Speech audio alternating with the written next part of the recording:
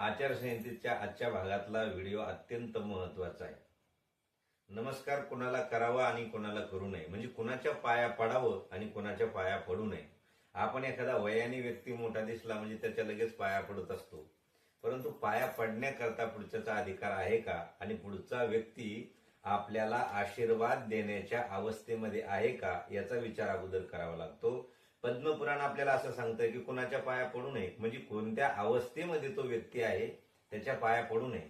एखादा व्यक्ती ज्याने महत्वाचं त्यांनी सांगितलंय की जो व्यक्ती अंगाला त्यांनी तेल लावलेले आणि त्यांनी स्नान केलेले नाही अशा व्यक्तीच्या पाया पडू नये.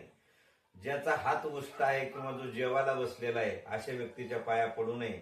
ओले कपडे ज्याच्या अंगावरती आहे त्या व्यक्तीच्या पाया पडू नये. जो रोगी आहे, रोगाने ग्रस्त आहे अशा व्यक्तीच्या पाया पडू नये. जो पाण्यात, नदीत किंवा समुद्रामध्ये उभा आहे किंवा बसलेला आहे अशा व्यक्तीच्या पाया पडू नये. जो उद्विग्न झालेला आहे, स्वतःच दुःखी आहे अशा व्यक्तीच्या पाया पडू नये.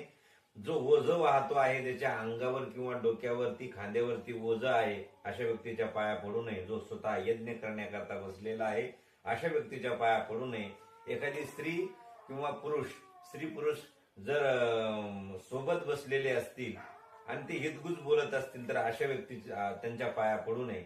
जो व्यक्ती लहान मुलांसोबत खेळत आहे अशा व्यक्तीच्या पाया पडू नये. हातामध्ये फुल आहे किंवा कुश आहे अशा व्यक्तीच्या सुद्धा पाया पडू नये असं पद्मपुराण आपल्याला सांगतं.